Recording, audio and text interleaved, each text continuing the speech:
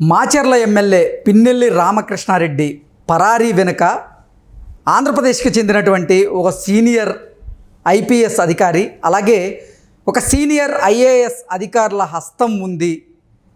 ఆ IAS officer ఆ IPS ఆఫీసరే Pinnelli రామకృష్ణారెడ్డిని తప్పించారు అంటూ రకరకాలుగా కొన్ని వార్తలు ఇప్పుడు సోషల్ మీడియాలో చక్కర్లు కొడుతున్నటువంటి నేపథ్యంలో నిజంగా పిన్నెల్లి రామకృష్ణారెడ్డి పరారీకి ఆ ఐఏఎస్ ఐపీఎస్ అధికారులకి మధ్య సంబంధాలు ఉన్నాయా?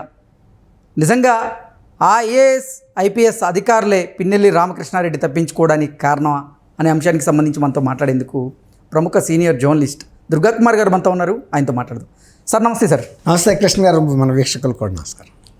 సార్, పిన్నెల్లి రామకృష్ణారెడ్డి పరారీ వెనక ఆంధ్రప్రదేశ్కి చెందిన ఒక సీనియర్ ఐపీఎస్ అధికారి అలాగే ఒక ఐఏఎస్ అధికారి హస్తం ఉందని, వారే పిన్నెల్లి రామకృష్ణారెడ్డి తప్పించుకునేలా చేశారు అంటూ రకరకాలుగా వార్తలు వస్తూ ఉన్నాయి. దీని మీద మీ విశ్లేషణ ఏంటి సార్? ఇప్పుడు పిన్నెల్లి రామకృష్ణారెడ్డి గారి వెనక ముఖ్యమంత్రి జగన్మోహన్ రెడ్డి గారు, ఆయన ప్రధాన సలహాదారు సజ్జల రామకృష్ణారెడ్డి గారి ఉన్న తర్వాత ఒక సీనియర్ ఐఏఎస్, ఒక సీనియర్ ఐపీఎస్ ఆఫీసర్ ఏంటండి, మొత్తం ప్రభుత్వ యంత్రాంగం అంతా కూడా ఆయనకి సహకరించే పద్ధతిలోనే ఉంటుంది తప్ప ఆయన్ని అరెస్ట్ చేసి ఊరి కంబం ఎక్కించే పని మీద ఉండరు. ఆయన్ని అంత దౌర్జన్యకర సంఘటనలు జరిగి కేవలం హౌస్ అరెస్ట్లో పెట్టి, అది కూడా నామమాత్రంగా మళ్ళీ ఆయన తప్పించుకుని వెళ్ళిపోవటానికి మార్గం ఇచ్చారంటే, దానికి ఒక సేఫ్ వే ఇచ్చారంటే ప్రభుత్వ యంత్రాంగం స్పష్టంగా వాళ్ళకి సపోర్ట్ చేస్తుంది. ఎందుకంటే వాళ్ళ అధికార పార్టీ ఎమ్మెల్యే, ఆయన 4 సార్లు అక్కడి నుంచి గెలిచాడు. గెలవాలి, ఇలాంటి పనులు చేయకపోతే ఆయన గెలవలేడు. కేవలం ఈసారి గతంలో కన్నా భిన్నంగా ఏంటంటే తెలుగుదేశం వాళ్ళు కూడా ఎదుర్కొన్నారు రిగ్గింగ్ని కానీ లేకపోతే బూత్ క్యాప్చరింగ్స్ని కానీ వాళ్ళు జరగని వల్ల. గతంలో ఏజెంట్లు కూడా కూర్చునే పరిస్థితి లేని రోజుల నుంచి కనీసం ఏజెంట్లు అక్కడ కూర్చునే పరిస్థితికి వచ్చింది. ఎందుకు మనం చెప్పగలం అంటే, ఆ రోజు ఆయన ఈవీఎం పగలగొడుతున్నప్పుడు కూడా పరిగెత్తుకుంటా వెళ్ళిన పెద్ద ఆయన నంబూరు శంకర్రావు గారు, ఆయన తెలుగుదేశం ఏజెంటే. మిగిలిన ఎవడో పరిగెత్తుకెళ్ళా, వాళ్ళ ఏజెంట్లు ఎవడో వెళ్ళా.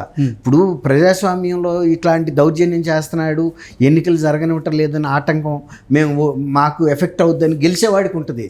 ఇప్పుడు గెలవనాడికి ఏముంటుందండి, గెలవనాడు ఆటంకం సృష్టించి ఎన్నికలు ఆపటమే వాడి చేయం. ఇప్పుడు బాగా చదువుకున్నాడికి పరీక్ష ఆగిపోతే బాధ, చదువుకోకుండా వెళ్ళాడు అనుకోండి, పరీక్ష వాయిదా పడిందంటే ఆడు సంకలు గుర్తుకుంటాడు. ఆడు 10 రోజులకు మళ్ళీ చదువుతాడా లేదా తర్వాత మాట. ఆడైతే ఆ క్షణం అయితే సేవ్ అయిపోయాడు కదా చదవకుండా ఉండటకు. అట్లాగే ఈయన ఏంటంటే ప్రతికూల వాతావరణం వచ్చింది కాబట్టి ఈయన దౌర్జన్యాలు చేసుకుంటూ వెళ్ళాడు. ఆ రోజు 9 ఈవీఎంలు పగలగొట్టినట్టు వాళ్ళ రాష్ట్ర ఎన్నికల ప్రధానాధికారి చెబుతున్నాడు. కంచే చేను మేస్తే ఆ దూడ గట్టును మేస్తా అని ఒక ఎమ్మెల్యే దౌర్జన్యం చేసి చూపిస్తే పక్క గ్రామాల్లోనూ నియోజకవర్గంలో ఇతరులు కూడా అదే చేస్తారు. అదే జరిగింది అక్కడ.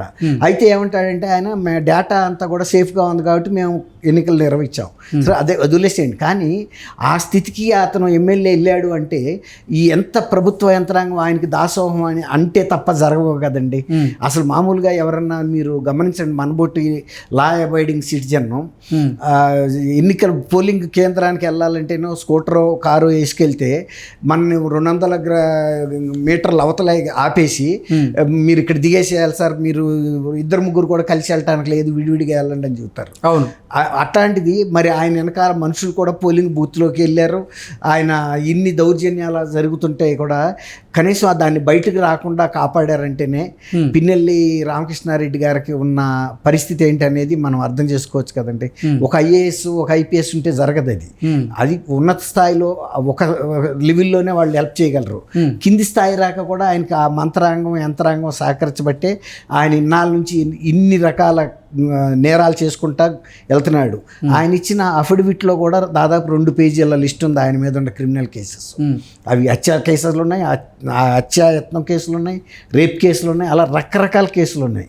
దానికి తోడు మొన్న ఎన్నికల్లో కనుక అన్నీ కూడా బుక్ చేస్తే కూడా ఇంకా ఎన్నో అయ్యాయి. కానీ అది 13వ తారీఖున ఎన్నిక జరిగితే 21వ తారీఖు వరకు కూడా వీడియో బయటికి రాలేదు. అసలు దానికి సంబంధించిన ఏ సంఘటన ఎక్కడ రికార్డు కూడా అవ్వాలి, పోలీస్ స్టేషన్లో కానీ ఇంకోసారి కానీ. దాన్ని బట్టే మనకి ప్రభుత్వంలో పెద్దల ఎంత సపోర్టే ఆయనకు ఉంది కాబట్టి ఇక కింద వాళ్ళ గురించి ఆయన వెళ్ళి ప్రతి ఆయన్ని అడగాల్సిన అవసరం లేదు. ఇప్పుడు కూడా నిన్నటికి నిన్న హైదరాబాద్లో ఎంత డ్రామా సృష్టించారండి. అతను హైదరాబాద్ ఎలా వచ్చాడు, అక్కడ గన్మ్యాన్ని తప్పించుకొచ్చి వచ్చాడు కదా ఈయన, గన్మ్యాన్ ఇక్కడ ఎలా ప్రత్యక్షమయ్యాడు, ఆయన కారులో ఉన్నాడని చెబుతున్నారు కదా పోలీసులు. తర్వాత అతను ఇక్కడికి వచ్చినట్టు ఇప్పుడు తెలిసిందా వాళ్ళకి పోలీసులకి? ఆయన ఎప్పుడో అక్కడి నుంచి జంప్ చేసి బయటకు వచ్చేసాడు. ఆయనకి తెలుసు ఏది ఈవీఎం పగలగొట్టాయి తీవ్రమైన కేసు అని. ఆయన వెళ్ళి జగన్మోహన్ రెడ్డి గారితో చెప్పుకున్నాడు. చెప్పుకుంటే కూడా ఆయన అక్కడ ఉన్న పోలీస్ అధికారులు సీనియర్ అధికారులకు చెప్పాడు ఈయన్ని జాగ్రత్తగా కాపాడండి అని. ఆయన లండన్ వెళ్ళిపోయినప్పుడు ఆయన ఇచ్చిన ఆదేశాలు పాటించడంలో వాళ్ళు తూచా తప్పరు ఆంధ్రప్రదేశ్ పోలీసులు. ఎందుకంటే కిందసారి లండన్ వెళ్ళినప్పుడు కూడా చంద్రబాబు నాయుడు గారిని అరెస్ట్ చేయమన్నారు. కారణం ఉన్నా లేకపోయినా అరెస్ట్ చేయడానికి కూడా సిఐడి ఆయన రఘురామ్ రెడ్డి గారు, ఆయన ఐపీఎస్ ఆఫీసర్, సీనియర్ ఆఫీసరు, ఆయన వెళ్ళి నంద్యాలలో ఆయన అరెస్ట్ చేసి తీసుకెళ్ళిపోయాడా లేదా? అంటే వాళ్ళు ఏదైనా సరే అందులో లాజిక్ ఉందా లేదా, దీంట్లో ఇది చట్ట ప్రకారం జరుగుతుందా లేదా, ఇది నియమాల ప్రకారం జరుగుతుందా లేదా అనేది వాళ్ళకి అనవసరం అండి. ఆయన ఆదేశం ఇచ్చాడు కాబట్టి ఖచ్చితంగా ఆయన్ని సేవ్ చేయడానికి శతవిధాల ప్రయత్నిస్తారు, సక్సీడ్ కూడా అవుతారు. ఎందుకంటే వాళ్ళ చేతిలో పని. ఇప్పుడు నిన్న అరెస్ట్ అయిపోయినట్టు ఇక్కడ డ్రామా సృష్టించి ఆయన అసలు ఇండియాలోనే లేడు, దుబాయ్కి పారిపోయాడు అంటూ కొంతమంది చెప్తూ ఉన్నారు. కొంతమంది ఏమో లేదు ఇండియాలోనే ఉన్నాడు కానీ ఆంధ్రప్రదేశ్లో కాకుండా ఇతర రాష్ట్రాల్లో ఆయన తప్పించుకొని తిరుగుతున్నాడు అంటూ మరికొంతమంది చెప్తున్నారు. మరికొంతమంది ఏమో అసలు పోలీసులు ఆయన్ని అదుపులోకి తీసుకున్నారు, పోలీసుల ఆ అదుపులో ఆయన ఉన్నారు అంటూ కూడా కొంతమంది చెప్తూ ఉన్నారు. అంటే దాని మీద రకరకాల వార్తలు వస్తూ ఉన్నాయి. ఇప్పుడు మీరు చెప్పిన మూడో విషయం చూసారా? ఇప్పుడు కేంద్ర ఎన్నికల సంఘానికి కూడా ఆంధ్రప్రదేశ్ డీజీపీ గుప్తా గారు ఏమన్నాడంటే మేము 2 రోజుల్లో అరెస్ట్ చేస్తామని చెప్పాడు. 2 రోజుల్లో అరెస్ట్ చేస్తాము అని ఎలా చెప్పాడు? ఆయనకి ఎక్కడ ఉన్నాడో తెలియని పరిస్థితుల్లో 2 రోజుల్లో అరెస్ట్ చేయటం అంత గన్షాట్గా చెప్పాడంటే ఆయన ఉద్దేశం ఏంటంటే పోలీసులు ఎప్పుడైనా సరేనండి ఒక వ్యక్తిని మేము పలానప్పుడు అరెస్ట్ చేస్తామంటే ఆల్రెడీ అతను పోలీస్ కస్టడీలో ఉన్నట్టు అన్అఫిషియల్గా మాలాంటి సీనియర్ రిపోర్టర్లకి అందరికి తెలుస్తుంది. ఎందుకంటే మేము జిల్లాల్లో పనిచేసాం కాబట్టి మాకు అనధికారికంగా ఏం జరుగుతుందో మేము ఊహించగలము. జరిగేది కూడా అదే. వాళ్ళ కస్టడీలో ఉంచి ఏదో గెస్ట్ హౌస్లో సీక్రెట్గా పెట్టి ఉంచుతారు.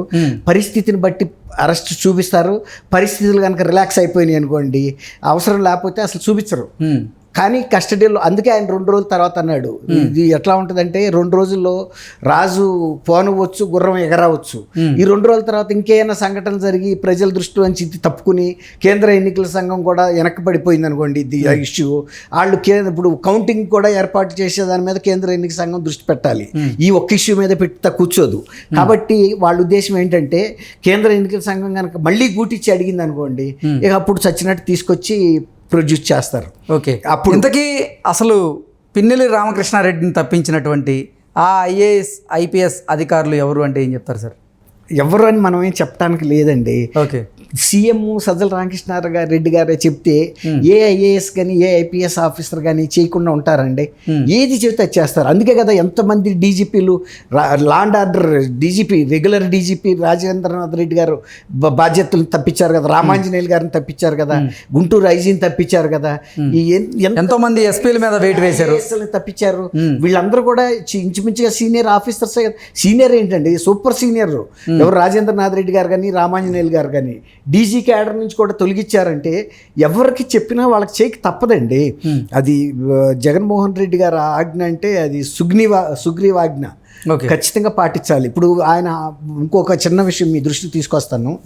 ఇప్పుడు ఆ ఫోన్ దొరికినప్పుడు ఆయన లాస్ట్ టైం ప్రయత్నించింది సజ్జల రామకృష్ణారెడ్డి గారు పిఏకి ప్రయత్నించాడనేది అవుట్ గోయింగ్ కాల్స్లో ఉందని పోలీసులే చెప్పారు. కాబట్టి ఆయన సజ్జల రామకృష్ణారెడ్డి గారితో హాట్ లైన్లో ఉన్నాడు కదండి. ఇప్పుడు సజ్జల రామకృష్ణారెడ్డి ఎవరండి? ఆయన డిఫెక్టివ్ చీఫ్ మినిస్టర్. అందులో చీఫ్ మినిస్టర్ లండన్లో ఉన్నాడు కాబట్టి ఇక్కడుండా ఆయన డిఫెక్టివ్ చీఫ్ మినిస్టర్. కాబట్టి ఆయనతోనే ఉన్నప్పుడు నిన్న అరెస్ట్ అంతా చేసేసామని ఇక్కడ అంతా అడావిడి చేసి చివరికి మేము అరెస్ట్ చేయలేదన్నారంటేనే అక్కడికే అర్థమవుతుంది కదా. సడన్గా ఆపేశారు ఆ ప్రాసెస్ని. అక్కడ వచ్చారు, చేశారు, కారుని స్వాధీనం చేసుకున్నారు, గన్మ్యాన్ని అరెస్ట్ చేశారు, డ్రైవర్ని అరెస్ట్ చేశారు, ఫోన్ స్వాధీనం చేసుకున్నారు. ఇన్ని అయిన తర్వాత ఆయన ఎక్కడికి వెళ్తాడండి? కానీ ఇప్పుడు వాళ్ళు చూపించదలుచుకోవాలి. లాస్ట్ మినిట్ రాక ఉంచుతారు. ఇక కేంద్ర ఎన్నికల సంఘం వాళ్ళ తల తీస్తానని అనుకోండి, అప్పుడు తీసుకొచ్చి. Okay sir.